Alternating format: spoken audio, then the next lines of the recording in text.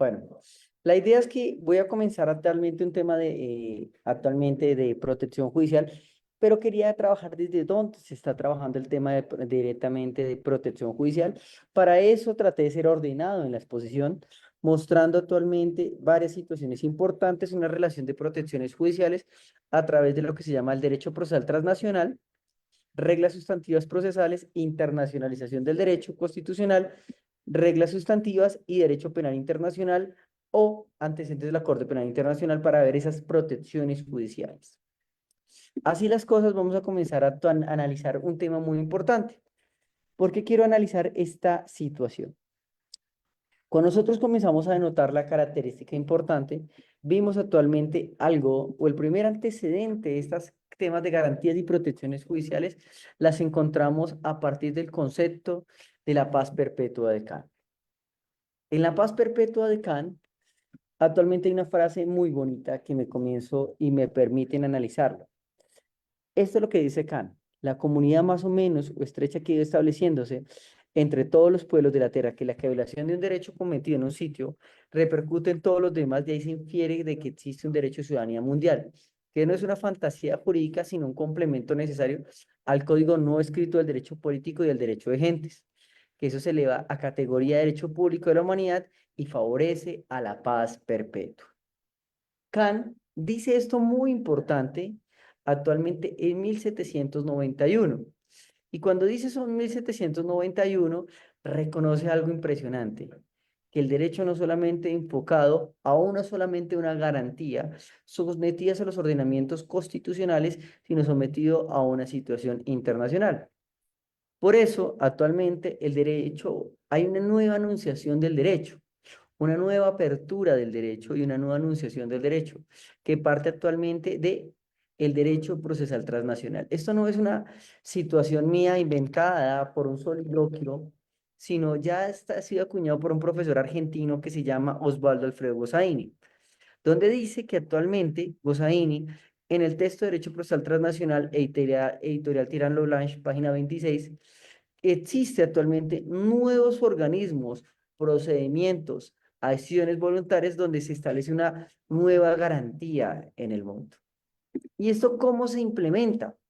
Aquí vamos a encontrar diferentes situaciones, a lo que se denominan cláusulas de apertura o garantías de protección judicial.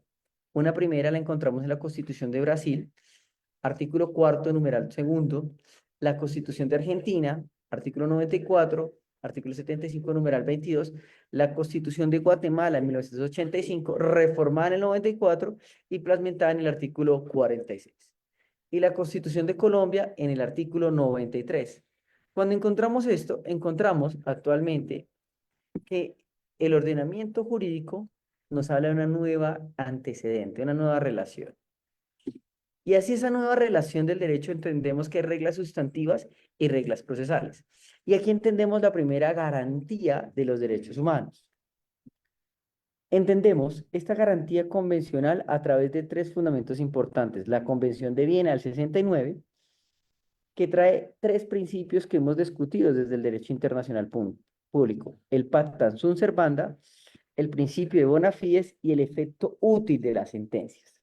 ¿Qué nos dice esta situación? Cuando hablamos del pacta sunt servanda, nos dice que todo contrato ratificado por los estados hace parte integral de su ordenamiento y que yo tengo que aplicarlo de buena fe y que todo tratado de carácter internacional cumple las características de efecto útil. ¿Y cómo lo encontramos? Ustedes recordarán ese bello texto de Hans Kelsen que se llama El contrato y el tratado, donde en el contrato y el tratado reconoce actualmente que hay normas de garantía internacional que son reconocidos por parte del Estado y hacen elementos contractuales. Por eso cuando uno lee a Kelsen en quién debe ser defensor de la Constitución, o por ejemplo, la esencia del valor de la democracia y el contrato del tratado, reconoce actualmente esos capítulos que reconocen la teoría pura del derecho en el artículo primero, capítulo primero, y nos comienza a hablar actualmente de que existe una norma hipotética fundamental. Pero ¿quién regula al regulador o quién controla esa norma de validez? Eso lo explica Hans Kelsen a través de la norma hipotética fundamental, a través de los tratados internacionales. Y Sergio García Ramírez lo sintoniza en el artículo segundo convencional. Si quiere lo leamos. Doctor Damián, ¿usted me lo podía leer el artículo segundo de la Convención Americana que nos habla sobre deber de adoptar disposiciones en derecho interno? Si es tan amable, qué pena la molestia. Claro que sí, doctor. Ahora se lo busco. Cuando nosotros entendemos esa situación, deber de adoptar en disposiciones de derecho interno, encontramos ese fundamento de norma convencional. ¿Mm? ¿Y qué nos dice la norma? Leámoslo, por favor. Doctor, sí lo encontró. Qué pena ponernos a molestar. Sí, aquí está. Dice, artículo 2, deber de adoptar disposiciones de derecho interno. Si el ejercicio de los derechos y libertades mencionados en el artículo 1 no estuviere ya garantizado por disposiciones legislativas o de otro carácter, los estados partes se comprometen a adoptar, con arreglo a sus procedimientos constitucionales y a las disposiciones de esta convención, las medidas legislativas o de otro carácter que fueren necesarias para hacer efectivos tales derechos y libertades. Entonces, si ven que en ese orden de ideas, a partir de ese artículo segundo, se construye una nueva garantía de protección judicial. Y por eso encontramos estas nuevas sentencias. Mirna Machad versus Guatemala, párrafo 27, que en el voto Sergio García Ramírez comienza hablando de esa garantía judicial. La otra sentencia que fue muy importante fue Almonacid Arellano versus Chile en el párrafo 124. La otra sentencia fue Trabajadores Censados del Congreso, actualmente en el párrafo 128, Eleodoro Portugal, en el párrafo 180, Rosendo Padilla Pacheco y México, párrafo 339, Fernando Ortega en el párrafo 234, Rosendo Candú en el párrafo 219 y Cabrera García Montiel en el párrafo 225 y Calcio Hellman versus Uruguay en el párrafo 289. Y esta que nos trae una nueva garantía. ¿Por qué? Ya tenemos que descontar o decir de nuestro lenguaje jurídico, hablar del bloque de constitucionalidad. El bloque de constitucionalidad es una teoría actualmente añeja de la Constitución de la Quinta República Francesa del 58 y hoy esa garantía judicial se denomina bloque de convencionalidad. ¿Y dónde está esa garantía de bloque de convencionalidad? En estas normas de carácter sustantivas. Pero ¿dónde se enfatiza más estas normas de carácter procesal? En la resolución de sentencia de supervisión de cumplimiento, no la sentencia, quiero decir, no la sentencia, en la resolución de sentencia de supervisión de cumplimiento, el caso Hellman versus Uruguay, en el voto razonado de Eduardo Ferrer Magregor, párrafo 55 al 65 de esa sentencia, nos está hablando de un nuevo paradigma, de dos situaciones, que el bloque convencionalidad tiene lo que se llama la res interpretata y la res judicata. ¿Qué es la res interpretata?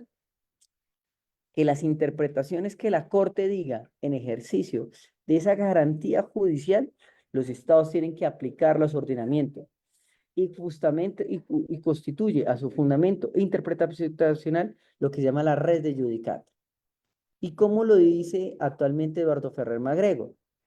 Ya no es un control piramidal, no es un control, por así decirlo, como los tenía directamente un sistema de autoridad, es un sistema actualmente armónico de legalidad constitucional y convencional. Y se aplica en tres situaciones. El famosísimo principio prominent descrito en el artículo 29 convencional y a través de dos sentencias importantes, el principio de adecuación. Principio de adecuación entendido a través del caso Mendoza versus Argentina, donde dicen que los estados tienen que aceptarse de acuerdo a ese fundamento de carácter internacional. Y actualmente, donde nos lo dicen, en la sentencia de preliminares de Fondo de Reparación del 2003. Así podríamos decir algo muy importante. Susana Albanecet, en su texto El control de convencionalidad, publicado en la editorial Ediar, actualmente página 208, nos dice actualmente que mire cómo nos dice que el control de convencionalidad. El control de convencionalidad es una garantía destinada a la aplicación del derecho armónico del derecho vigente, vigencia a las demás garantías y garantías y los más derechos y garantías judiciales efectivas. ¿Eso qué quiere decir? Que esta gran discusión no solamente se mantiene, sino se amplifica en tres situaciones importantes. Gracias. Muy amable. En tres situaciones importantes, a través de que estas garantías judiciales y este control armónico tiene que aplicarse en dos sentidos. La responsabilidad por hecho ilícito internacional, que ¿qué significa esto? Si el Estado no acata esa garantía en los casos correspondientes, se prepone una responsabilidad por hecho ilícito internacional. Por eso ese control de convencionalidad, el gran maestro actualmente, Néstor Pedro Sagüez, sostenía que ese control de convencionalidad es una garantía de protección judicial que cumple dos fundamentos. Un efecto irradiador. ¿Qué significa un efecto irradiador? Que actualmente que los derechos dictados por la Corte Interamericana de Derechos Humanos irradian todos los países. Y en ese orden de días pueden crear hasta derechos innominados. ¿Cuál derecho innominado? Ustedes dirán en esta sesión de clase. Por ejemplo, el caso más atribuible que tenemos actualmente en Colombia es el caso actualmente si los funcionarios públicos elegidos popularmente pueden ser destituidos actualmente por un órgano diferente a una sentencia en juez penal. Eso es un garantía. ¿En qué caso se da? Caso Leopoldo López Mendoza versus Venezuela o el famosísimo caso Gustavo Petro Urrego versus Colombia. Otro caso muy importante, Karen Atala Rifo y Niñas versus Chile, donde la Corte Interamericana de Derechos Humanos sostiene que, por ejemplo, la orientación sexual es un derecho humano, que nadie escogió ser hombre o mujer, nadie escogió la familia que tenía, pero sí se puede escoger actualmente mi orientación sexual. ¿Sí? Otro ejemplo, el famosísimo plazo razonable, o el, por ejemplo, las sentencias de motivación o la motivación de actos discrecionales actualmente que se sostiene. Y con eso quiero analizar un ejemplo en mi ordenamiento jurídico. Mire, si hablamos de que el control de convencionalidad es una garantía judicial y actualmente que está irradiada de las garantías judiciales, quiero colocar en atención un ejemplo entre varias normas. Artículo segundo de la Convención, artículo 86 de la Constitución Política y artículo 11 y 11 del Código General del Proceso Colombiano. Mire, el artículo 25 de la Convención dice que todo mundo tiene un derecho de recurso efectivo y sencillo para reconocer actualmente los derechos fundamentales reconocidos en la Constitución o la presente Convención. El artículo 86, hablamos del artículo constitucional, nos dice que toda persona tendrá una opción de tutela para reclamar un artículo preferente y sumario. Pero en el Código General del Proceso colombiano, habla sobre dos garantías, el derecho a la garantía jurisdiccional efectiva y el derecho actualmente cuando hay, por así decirlo, ambigüedades en las normas procesales. Mire que no hay una paridad entre lo que dice la norma convencional y lo que les estoy mostrando a lo que dice actualmente el Código General Procesal colombiano, o no sé, la Ley Orgánica Jurisdiccional del Ecuador, que no reconocen el control de convencionalidad como una garantía de protección judicial. Mírelo como dice el artículo. Al interpretar la ley procesal, el juez deberá tener en cuenta que el objeto de los procedimientos es la efectividad de los derechos reconocidos por la ley sustancial. Las dudas que surgen en la interpretación del presente código deberán interpretarse mediante la aplicación de principios constitucionales y generales del derecho procesal. Nunca nos habla de la norma convencional. Entonces, en ese orden de ideas, estaríamos desconociendo que actualmente la norma o las cláusulas de apertura convencional no hay una protección judicial en el ordenamiento jurídico a través de normas legales. ¿Y cómo lo descomponemos? Actualmente se ha tenido una metodología de lo que se denomina diálogos jurisdiccionales. Diálogos jurisdiccionales entendidos en dos fundamentos, los diálogos jurisdiccionales horizontales y los diálogos jurisdiccionales verticales. ¿Qué significa esa teoría de los diálogos jurisdiccionales que se lo han explicado en clase? Los diálogos jurisdiccionales horizontales es cuando la Corte Interamericana retoma ciertas situaciones de la Corte Europea de Derechos Humanos.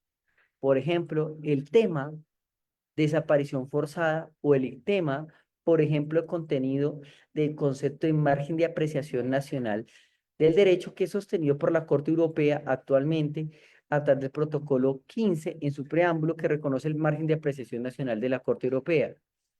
Y la Corte Interamericana retoma esos conceptos y los aplica en sus decisiones. Hace llama teoría de diálogos. Pero esos diálogos de carácter horizontales parece que son voluntarios entre el sistema europeo y el sistema interamericano. Pero a nivel interno sí son obligatorios cuando hablamos del control de convencionalidad a través de los diálogos verticales que se presentan en tres situaciones importantes.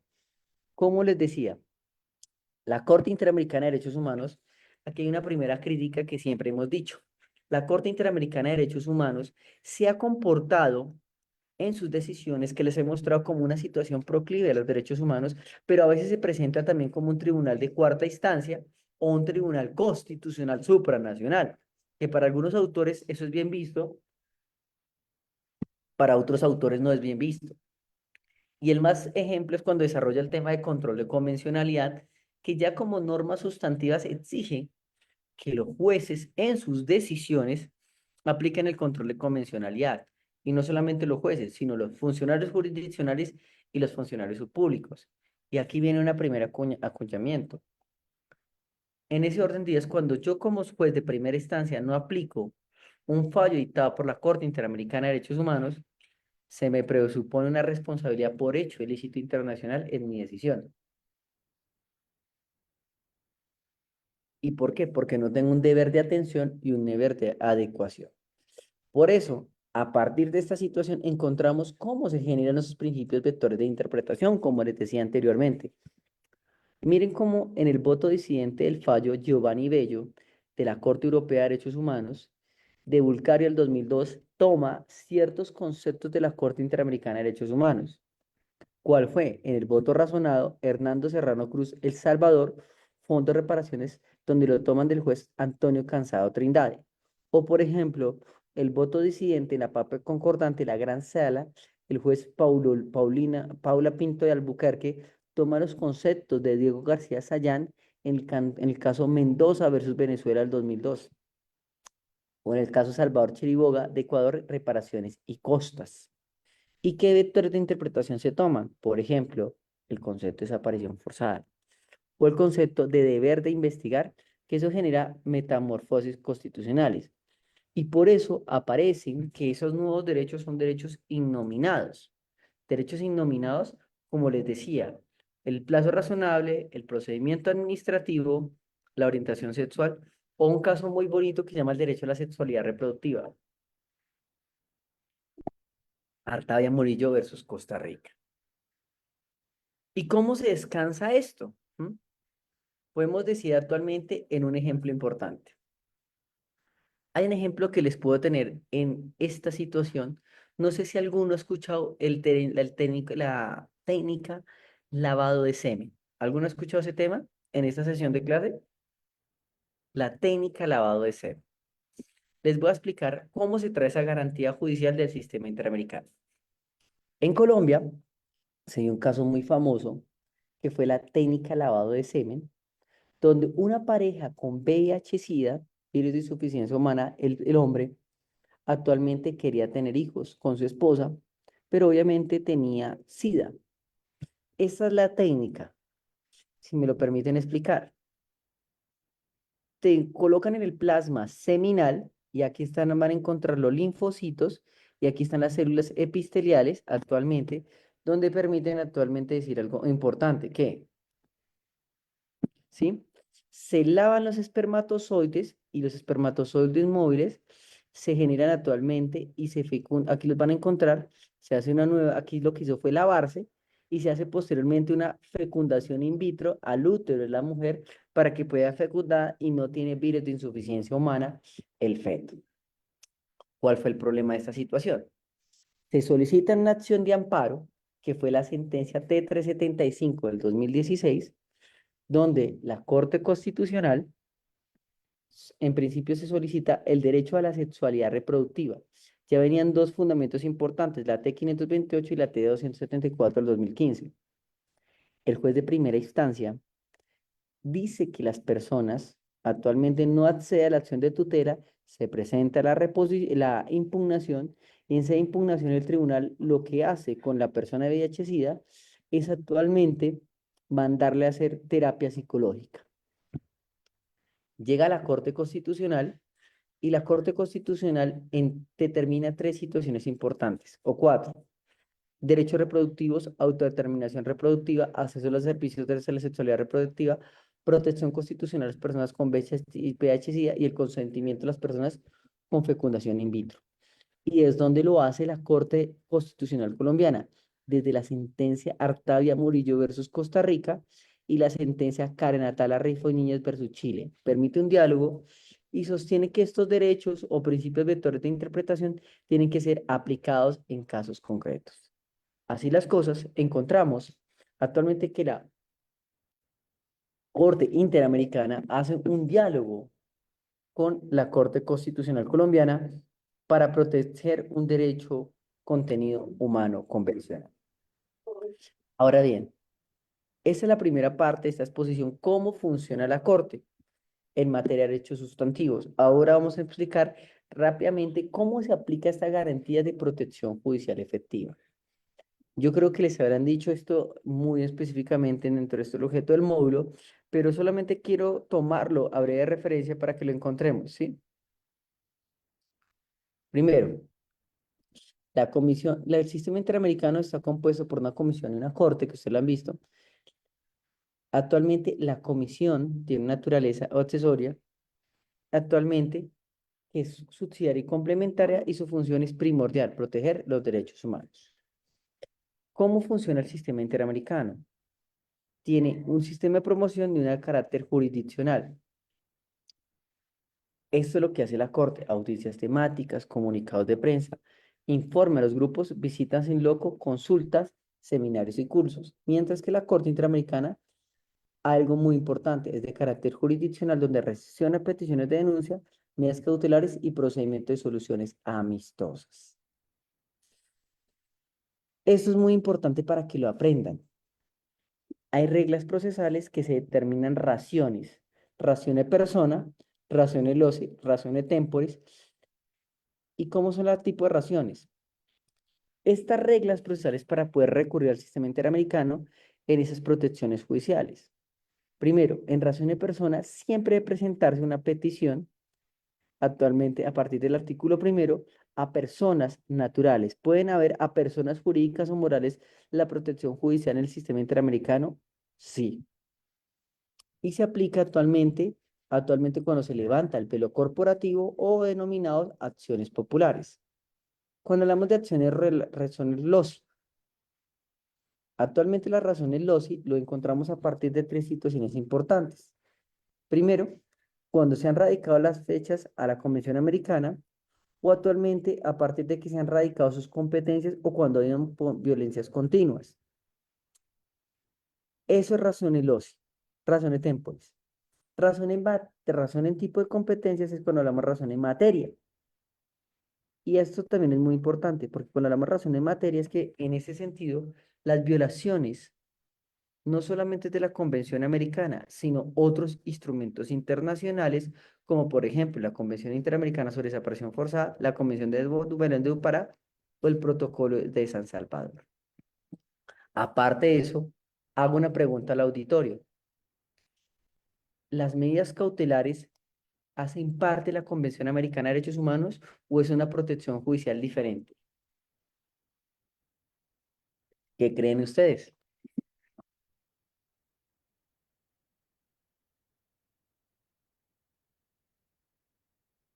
Pues tenemos que decir una primera premisa, ¿sí? Las medidas cautelares, en principio, no hacen parte de la Convención Americana, es actualmente, eso hacen parte del reglamento de la Comisión Interamericana, que fueron replanteadas como protección judicial a partir del artículo 25. Y en el artículo 25 del reglamento, por eso es que algunos dicen que las medidas cautelares no es norma hard law, ¿sí? No es norma hard law, sino norma de soft law. Por eso las peticiones, uno cuando ingresa al sistema interamericano, puede presentar medidas cautelares o puede presentar la petición de denuncia. ¿Estoy siendo claro? Y no son actualmente medidas divergentes. Yo puedo presentar mi petición de denuncia con la medida cautelar. ¿Cómo actualmente quién conoce la medida cautelar? Igual la comisión y la pueden presentar cualquier ciudadano. ¿M? ¿Quiénes hacen parte actualmente de estas recomendaciones o medidas cautelares? Todos los miembros de la OEA. Eso significa que hasta yo puedo presentar una medida cautelar frente a los Estados Unidos de América. Sí, la respuesta es sí. No necesariamente puedo presentar una petición de denuncia, pero sí una medida cautelar. Digamos actualmente cuáles son las naturalezas de medidas cautelares en sede jurisdiccional de protecciones judiciales. Primera cosa, esas garantías o esa situación las podemos presentar cuando se han presentado gravedad de la situación, urgencia de la situación, un daño irreparable o una violación presente o futura de los derechos humanos. ¿Y qué tiene que tener la medida cautelar? La medida cautelar debe tener esto: las personas beneficiarias, la descripción detallada y la descripción de las medidas solicitadas. Las medidas cautelares no implican un prejuzgamiento de la corte, de la comisión. Se presentan en gravedad de urgencia y se hace para prevenir daños irreparables. Vuelvo y les digo, se pueden presentar de manera individual o colectiva, puede ser tutelar o cautelar, no constituye prejuzgamiento y a su otorgamiento es discrecional de la comisión. Aquí encontramos, como les decimos, yo para una presentación de una medida cautelar en esa protección judicial efectiva, no solamente la sustituyo actualmente en la convención, sino demás tratados internacionales como la Declaración Americana, el Protocolo de San Salvador, la Protocolo de Abolición de la Pena de Muerte y la Convención de Belén de su parada. ¿Cómo es el procedimiento para acretar esas medidas cautelares en esa protección judicial? Se presentan a la comisión la hace la Secretaría Ejecutiva, notifica y verifica recursos, se abre la comunicación y actualmente se solicita decretarlas. Asimismo, esas medidas cautelares tienen algo muy importante. No sé si ustedes han escuchado lo que llaman las soluciones amistosas. ¿Qué significa las soluciones amistosas?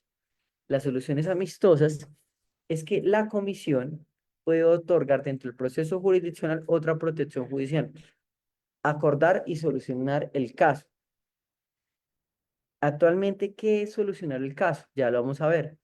Dentro del trámite jurisdiccional presentada la petición de denuncia bajo los presupuestos de razones loci, persona, materia o temporis, se decreta la medida cautelar, se admite la petición de denuncia a la medida cautelar, se notifica al Estado, se dan las excepciones por parte del Estado, se da el traslado de esas excepciones a la parte a la parte de acción, a la parte de la víctima, y puede dar un trámite de solución amistosa que actualmente puede generar la resolución del conflicto.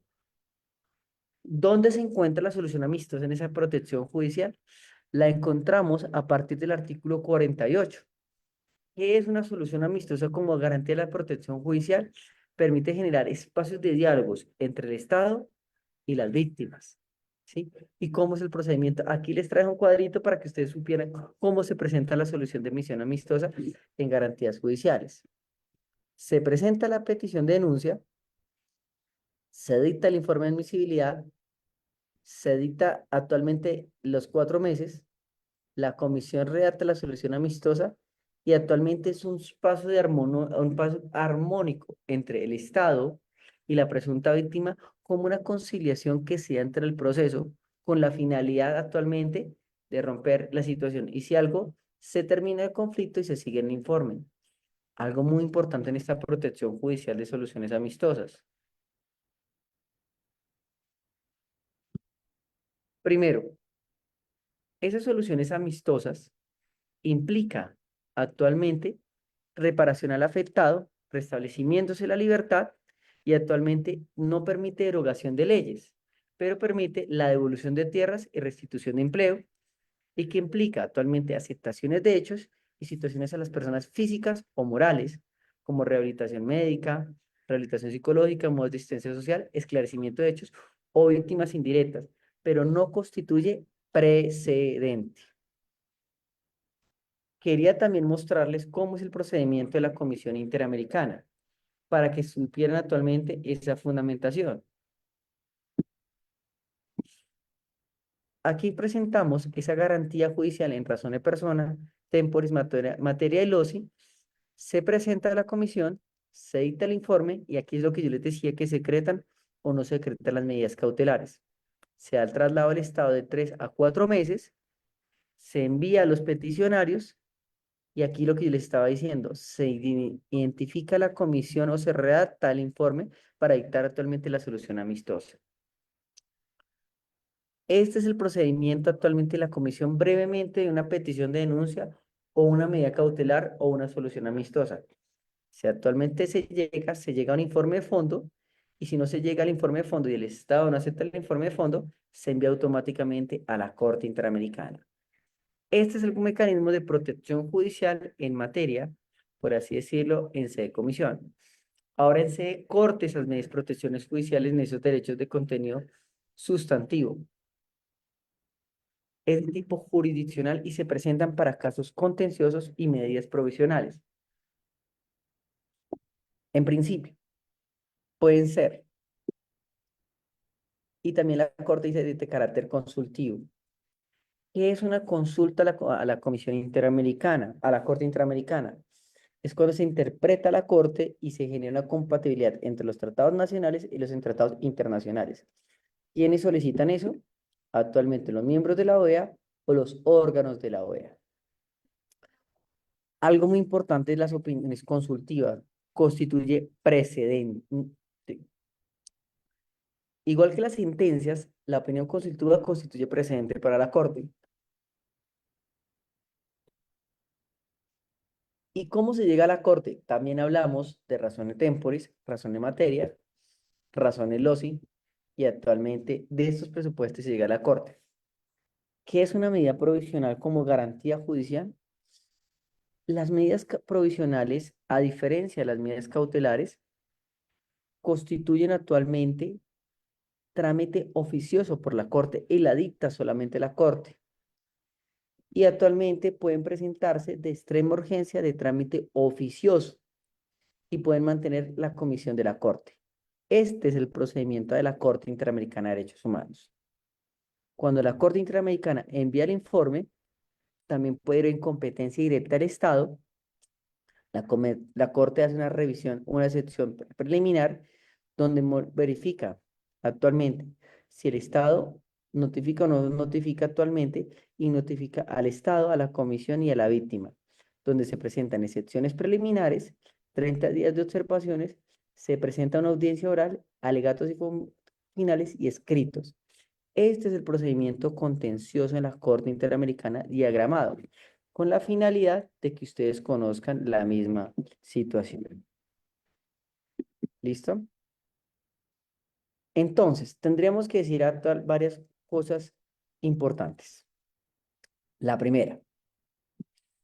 La primera forma de exponer llegar a la Comisión Interamericana es que la Comisión Interamericana actualmente es un organismo, la Comisión y la Corte son organismos de derecho procesal transnacional. Dos, establece principios vectores de interpretación. Tres, establece reglas sustantivas y establecen situaciones que actualmente dialogan entre una y otra. ¿Listo? Con esto que quiero mostrarles. El sistema interamericano es una gran garantía de protección judicial efectiva de derechos. Protección judicial efectiva, por ejemplo, para recurrir, por ejemplo, para sostener y, por ejemplo, para recomendar. Eso lo hace la comisión.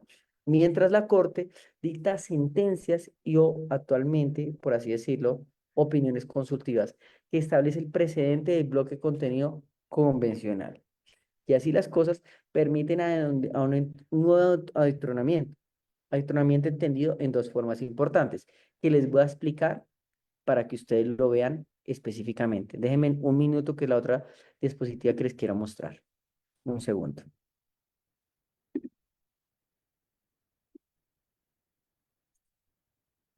¿Están viendo, por favor? Sí, lo vemos, doctor. No sé si le puede poner, pero en pantalla un poco más grande, como para visualizar un poco mejor. Ahí está, perfecto.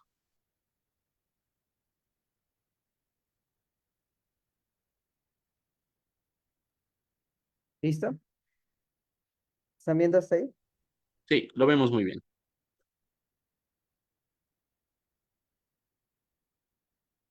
Ok, primera cosa. Esto es un ejemplo en principio vector donde actualmente, ¿cómo encontramos, sí? ¿Cómo encontramos actualmente la Corte Interamericana decide un caso muy concreto?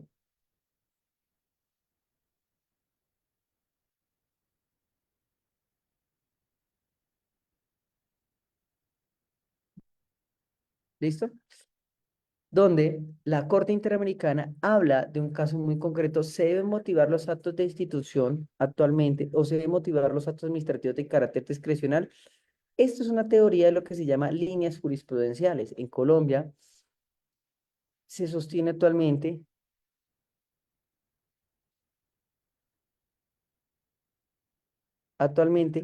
se sostiene una característica importante. ¿Qué sucede? ¿Me permiten un pequeño segundo, doctor, también? Un minuto. Qué pena con ustedes. Un minutico. Adelante, doctor.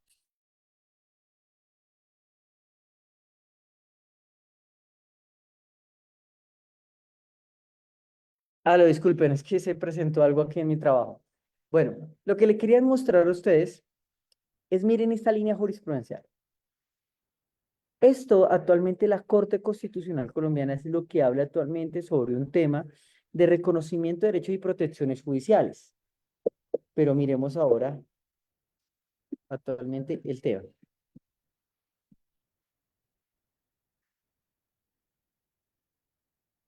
Miren cómo ha sido o cómo ha cambiado la Corte Interamericana frente a este punto. La Corte Constitucional dice actualmente que no se debe motivar y miren cómo es el precedente, mire cómo es el presidente del Consejo de Estado y mire cómo es el presidente en la Corte Interamericana de Derechos Humanos. ¿Sí? ¿Y qué pasa en ese sentido? Miren actualmente cómo la Corte Constitucional y el Consejo de Estado dialogan en este punto frente a la motivación, pero no dialogan con la Corte Interamericana de Derechos Humanos. ¿Esto qué hace este nido? Esto es una nueva, se acuerdan que les hablaba sobre los diálogos jurisdiccionales entre Corte Constitucional, Consejo de Estado y Corte Interamericana de Derechos Humanos. Aquí les estoy proponiendo una metodología de diálogos entre actualmente para la Corte Constitucional colombiana no se debe motivar, para el Consejo de Estado sí se debe motivar, y para la Corte Interamericana, perdón, para el Consejo de Estado no se debe motivar, y para la Corte Interamericana sí se debe motivar. ¿Eso qué quiere decir? Que aquí se presenta en esta situación, hay una protección constitucional en materia de sistema interamericano. Y en ese sentido, podríamos decir actualmente algo importante. ¿Hay diálogos entre unos y otros? Pues tendríamos que decir que no.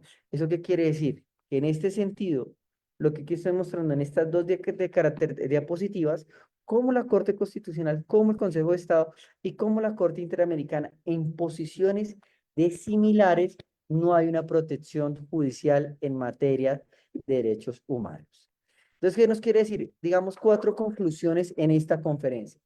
Primera conclusión. El Sistema Interamericano de Derechos Humanos es una nueva garantía de protección judicial efectiva. Segunda característica,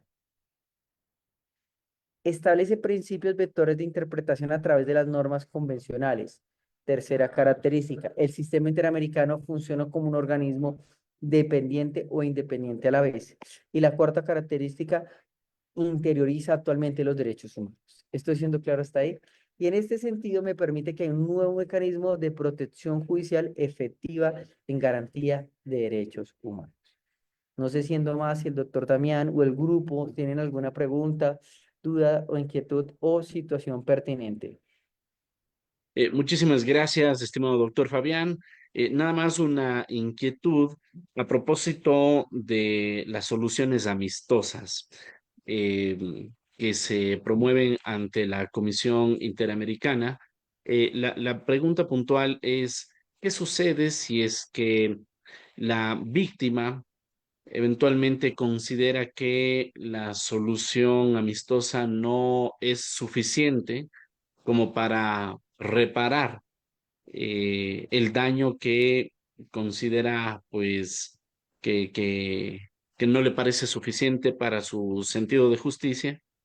Porque eventualmente, claro, tratándose de soluciones amistosas, los estados querrán también entrar en una suerte de negociación y reducir, digamos así, eh, el ámbito de sus obligaciones. Entonces, ¿qué pasa cuando no se logra una solución amistosa? Eventualmente la Comisión Interamericana en esas circunstancias puede archivar el caso sin más y dejar, digamos, a la víctima asignada o necesariamente tiene que iniciar la denuncia ante la Corte. La solución amistosa es una conciliación dentro del proceso jurisdiccional, estoy siendo claro, que es un requisito que se da en el trámite de la comisión, pero si las partes no llegan a un acuerdo de solución amistosa en esa protección judicial, automáticamente la Corte dictará directamente informe, recomendación para dictar actualmente seguir el procedimiento de la Corte Interamericana de Derechos Humanos. Entonces no es que signifique que se archive las diligencias por comisión, no, se persigue y se prosigue la actuación judicial. Ya, muy bien, muy bien. Entonces, y previo a la denuncia por parte de la Comisión Interamericana, ¿hay una suerte, digamos, hay algo semejante a la solución amistosa o no necesariamente? No, en la Corte Interamericana no hay trámite de solución amistoso. En la Corte Interamericana directamente, digamos que aquí esto es un proceso ya mucho más contencioso, como se les mostraba, donde la finalidad es que las partes ya actúan directamente en una contienda. Entonces, por eso podríamos decir que no hay una garantía en esa situación de un trámite de solución amistosa en el procedimiento jurisdiccional contencioso en sede corte. Perfecto, perfecto, estimado doctor. Bien, muchísimas gracias, doctor Fabián, por acompañarnos una vez más con esta conferencia y también por compartirnos algunos pormenores sobre estos,